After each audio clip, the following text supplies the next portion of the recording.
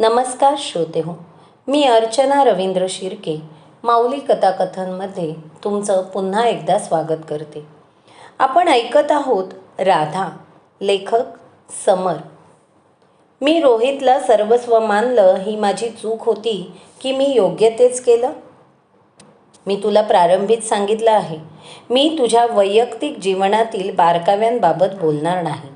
तुला योग्य दिशा दिसावी आणि तू मार्गस्थ व्हावं इतकंच मला वाटतं.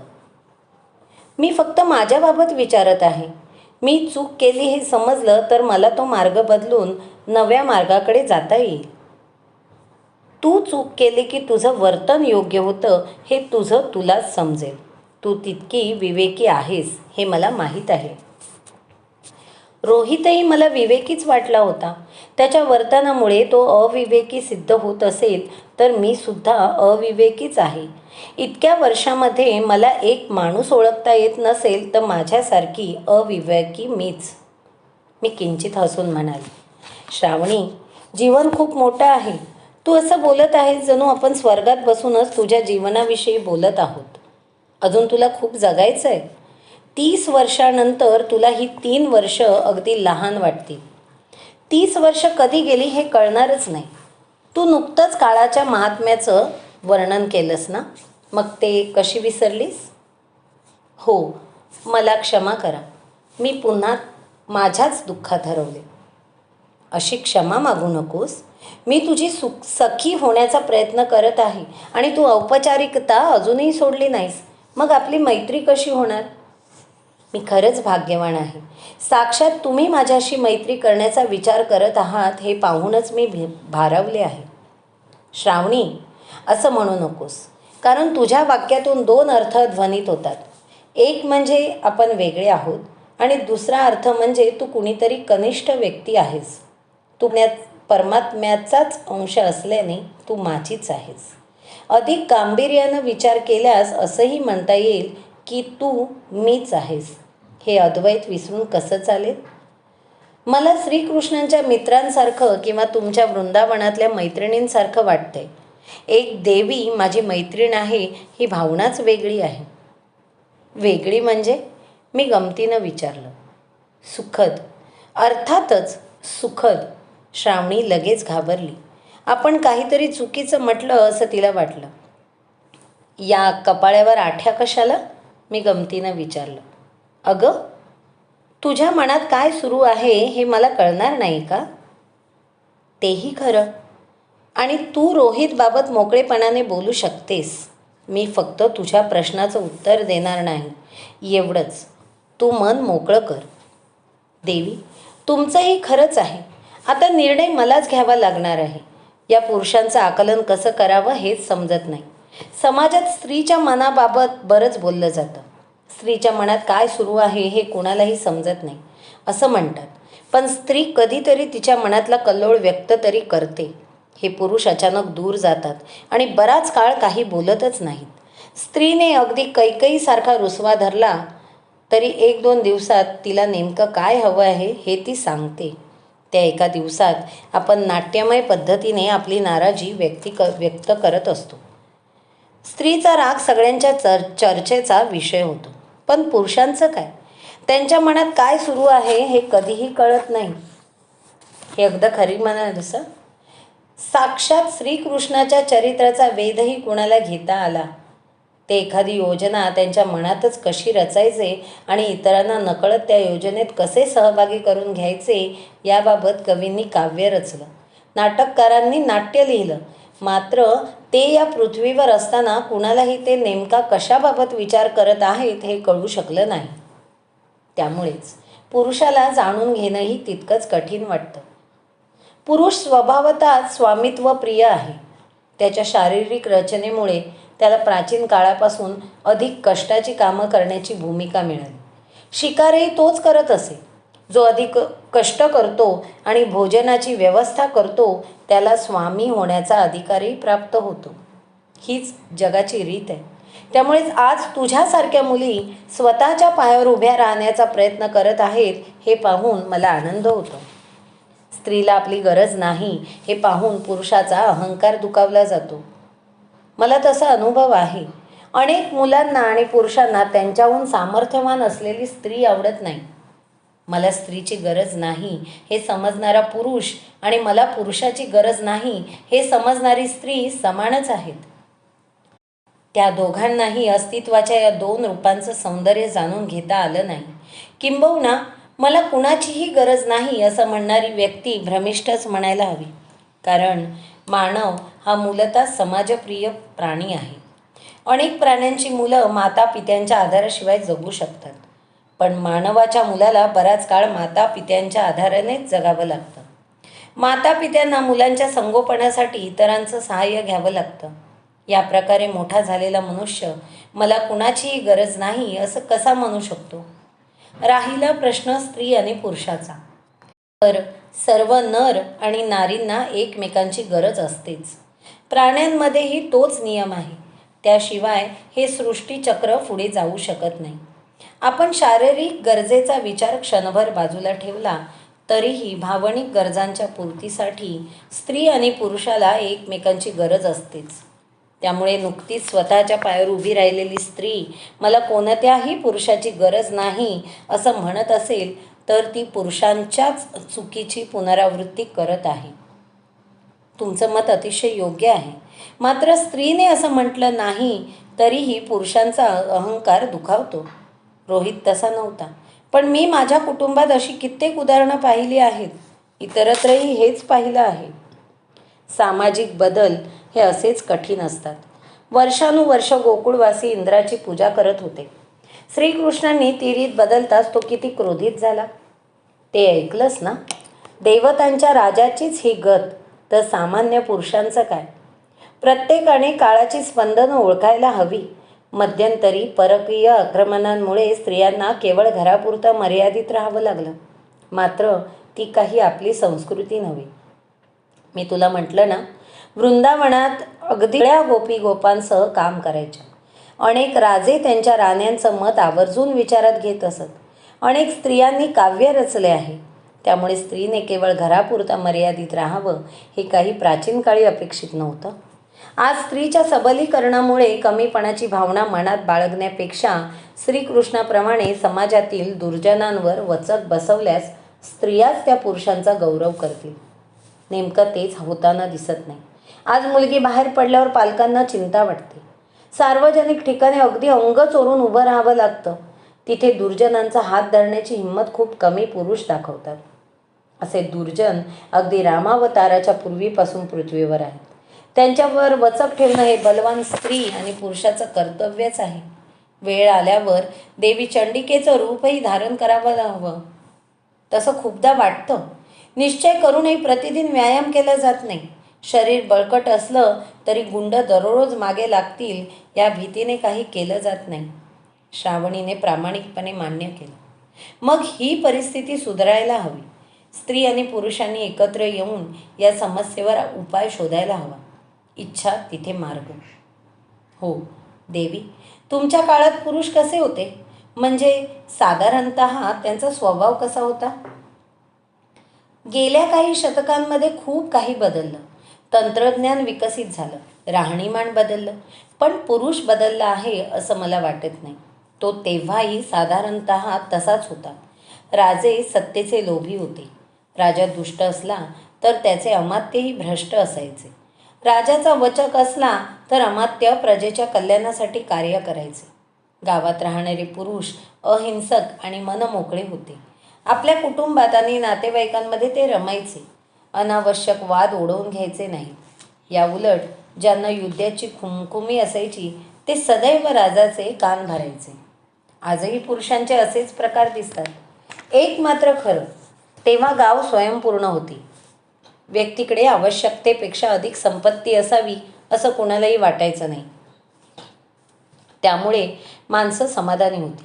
आज पुरुष अर्थ आणि काम या पुरुषार्थांकडे अधिक लक्ष देतात असं म्हणावं लागेल. प्राचीन काळातही काम हा पुरुषांच्या जीवनाचा मुख्य स्रोत होता. मात्र धर्म आणि मोक्षाकडेही पुरुषाचं तितकंच लक्ष होतं. पुरुष त्यांच्या भावना व्यक्त करायचे का? काही बाबतीत ते आवर्जून भावना व्यक्त करायचे. उदाहरणार्थ, त्यांची शेती, त्यांचे पशु किंवा त्यांच्या अपत्यांचं संगोपन असं काही विषय त्यांच्या हृदयाजवळचे होते. तुम्ही अपत्याच्या संगोपनाचा उल्लेख केला, तेव्हा अगदी तान्हा असल्यापासून पिता मुलांना सांभाळायचे का? तू ज्या अर्थी विचारत आहेस त्या अर्थी मुलांना सांभाळणं पित्याला शक्य नव्हतं, कारण समाज संपूर्णतः कृषीप्रधान होता आणि एक दिवस घरी राहणंही पुरुषांना शक्य नव्हतं. मात्र ते सूर्यास्तापूर्वीच घरी परतायचे, त्यामुळे त्यांना मुलांसाठी बराच वेळही मिळायचा. प्रसूतीनंतर काही मास स्त्रीचं मुलाचं संगोपन करायची. अनेक गोष्टी आजही स्त्रीलाच कराव्या लागतात व निसर्गतः त्या तिलाच कराव्या लागणार आहेत. हो, रोहित भेटण्यापूर्वी मला वाटायचं की सगळे पुरुष सारखेच असतात, पण तो आणि त्याचे काही मित्र भेटल्यावर माझे पूर्वग्रह दूषित मन बदललं. संयम नावाची एक गोष्टही पुरुषाला किती सुंदर आणि महान बनवू शकते हे मला दिसलं. खरं तर पुरुषाला निसर्गाने खूप काही भरभरून दिलं आहे. बलशाली शरीर दिलं आहे, काहीतरी मिळवण्याची जिद्द दिली आहे. त्यांना स्त्रियांप्रमाणे मासिक धर्मही नाही. गर्भाधानामुळे 9 महिने स्वतःची विशेष काळजी घेण्याची आवश्यकता नाही. अनेक पुरुषांनी अतिशय महत्त्वाचे शोध लावून इतरांचं जीवन सुखकर केले आहे. मी ज्या 4-2 उणिवांचा उल्लेख केला त्याही संयम बाळगल्यास सहज दूर होऊ शकतात. निश्चितच अशा अनेक उत्तम पैलूंचाही आपण विचार करायला हवा. पुरुषांचं प्रेम हे सदैव स्त्रीकेंद्रित असतं, ते कधीही आत्मकेंद्रित नसतं. मी काय आणि किती देऊ शकतो याचाच विचार प्रियकर सदैव करत असतो. अनेक कवींनी अतिशय सुंदर काव्य याच स्वभावामुळे रचली. पुरुष एकदा सर्वार्थाने प्रेमात पडला की प्रेयसी ही त्याची एक अस्मिताच होते. ती अस्मिता तो सदैव जगतो. प्रेयसीसुद्धा पुरुषावर तितकंच प्रेम करते. स्त्री स्वभावतःच लक्ष आकर्षून घेणारी आहे आणि पुरुष स्वभावतःच लक्ष देणारा आहे. स्त्रीचं प्रेम हे पुरुषासाठी एक आमंत्रण असतं आणि पुरुषाचं प्रेम हा एक अविरत प्रयत्न असतो. निसर्गानेही याच सूत्राने पुरुष आणि स्त्रीला घडवलं आहे. आजच्या काळात या भूमिका बदलतही असतील, मात्र तू स्वतःच्या मनाचाच विचार केलास तर तुलाही हे दिसून येईल. तुझ्या नात्यातही मुख्य समस्या कोणती आहे? तू रोहितला आमंत्रित केलं आहेस, तुझ्याजवळ बोलावलं आहेस, मात्र त्याच्या प्रयत्नांमध्ये खंड पडला आणि समस्या उद्भवली. ते योग्य की अयोग्य हे आपण तूर्त बाजूला ठेवू. आता स्त्री पुरुषाच्या स्वभावाचा विचार करू. स्त्री पुरुषांच्या या संबंधात दोघांची भूमिकाही तितकीच महत्त्वाची आहे. पुरुषाचे प्रयत्न हे अधिक महत्त्वाचे आणि स्त्रीची भूमिका न्यून असं मुळीच नाही. याबाबत सखोल विचार केल्यास असंही म्हणता येईल की स्त्रीची भूमिका प्रथमतः आमंत्रकाची असेलही, मात्र प्रेमसंबंध प्रस्थापित झाल्यावर स्त्री कोणत्याही संकटाचा सामना करण्यासाठी स्वतःहून पुढे सरसावते. ती पतीची प्रतीक्षा करत नाही, ती प्रयत्नपूर्वक नातं टिकवते. हेच त्या दोघांच्या नात्याचं सौंदर्य आहे. तुमचं हे चिंतन किती सुरेख आहे. स्त्रीने पूर्णतः पुरुषासारखं व्हावं असा अट्टहास केला जातो. माझं मत काहीसं वेगळं आहे. स्त्रीने पुरुषाच्या खांद्याला खांदा लावून समान उंचीवर उभं राहावं असं मला वाटतं. या प्रवासात स्त्रीचा स्वभाव सोडण्याची मुळीच आवश्यकता नाही. सगळेच पुरुषासारखे झाले तर जग किती एकसुरी होईल. कुणी कितीही थट्टा केली तरी स्त्रीने तिचा स्वभाव बदलू नये, सोडू नये. पुरुष गांभीर्य आणि शृंगाराबाबत विरक्ती ही श्रेष्ठ असून स्त्रीची चंचलता आणि शृंगारप्रियता कनिष्ठ आहे असं म्हणत स्त्रीची चेष्टा केली जाते. मात्र त्याच शृंगाराबाबत लांबलचक कविताही केल्या जातात. स्त्री हे अस्तित्वाचं दुसरं रूप आहे. ते सुंदर, सुहृदय आणि शांतिप्रिय आहे. ते नष्ट करण्याची काहीही आवश्यकता नाही. श्रावणीने तिचं मत मांडलं. ती हळूहळू स्वतःचं मतही मांडू लागली आहे हे पाहून मला आनंद झाला, कारण मला असा संवादच अपेक्षित होता. अगदी खरं. स्त्रियांना या चांगुलपणाचा कधी कधी त्रासही होतो. नाही असं नाही, त्या एका दिवसातच कोणावर भाळत नाही. मात्र एखाद्या व्यक्तीवर प्रेम जडल्यानंतर त्यांना सहजासहजी ते विसरताही येत नाही. यामागे एक ऐतिहासिक कारण असावं का? पुरुषांना अनेक विवाह करण्याची मुभा होती, मात्र स्त्रीचा केवळ एकच विवाह होत असे. त्यामुळे एकाच पुरुषात मन गुंतवण्याची सवय तिला प्राचीन काळापासून लागली असावी. या उलट पुरुषांनाच फक्त एका स्त्रीमध्ये मन गुंतवणं जड जात असावं. अर्थात श्रीरामांप्रमाणे एकपत्नीव्रत घेणारे पुरुष प्राचीन काळातही होते आणि आत्ताही आहेतच. सगळ्यांनाच एकनिष्ठ असणं जड जातं असं नाही. व्यक्ती तितक्या प्रवृत्ती हेच खरं. समाजात मोजके पुरुष इतर सर्वांसाठी आदर्श असतील तर समाजात आदर्श पुरुषांची संख्या कमी आहे हे वेगळं सांगायला नको. हेच सूत्र तशी वेळ आल्यास स्त्रियांनाही लागू होईल. जे कमी प्रमाणात असतं त्याचं महत्त्व आपोआपच वाढतं. हा सृष्टीचा एक साधा नियम आहे. हो, तुमच्याशी बोलल्यावर मला यामागे एकच कारण आहे असं वाटतं. जीवनाचा, पुरुषत्वाचा आणि प्रेमाचा सखोल विचार न करता जगणं. तुम्ही प्रेमाचे इतके पैलू समजावून सांगितल्यावर मला डोळसपणे प्रेम करण्याचा अर्थ नव्याने समजला. त्याप्रमाणे आपलं व्यक्तिमत्व, स्त्रीच्या अपेक्षा आणि समाजाची बदलणारी रचना विचारात घेऊन पुरुषाने स्वतःला आकार दिला तर बघता बघता तो सर्वांना हवाहवासा वाटेल. निश्चितच पुरुष असो किंवा स्त्री, मनुष्यजन्म हा विवेकाला जागृत करून या विराट अस्तित्वाची अनुभूती घेण्यासाठीच तुम्हाला मिळाला आहे. ही जीवन किती मौल्यवान आहे. फक्त ही एक गोष्ट तुला पूर्णतः जाणवली तरी तू प्रत्येक क्षण उत्कटतेने जगशील. प्रत्येक क्षणाचा उपयोग विचारपूर्वक करशील. तुमची भेट झाल्याने माझं जीवनच बदलणार आहे. ही किती गमतीशीर गोष्ट आहे की आपली भेट झाली हे कुणालाही पटणार नाही.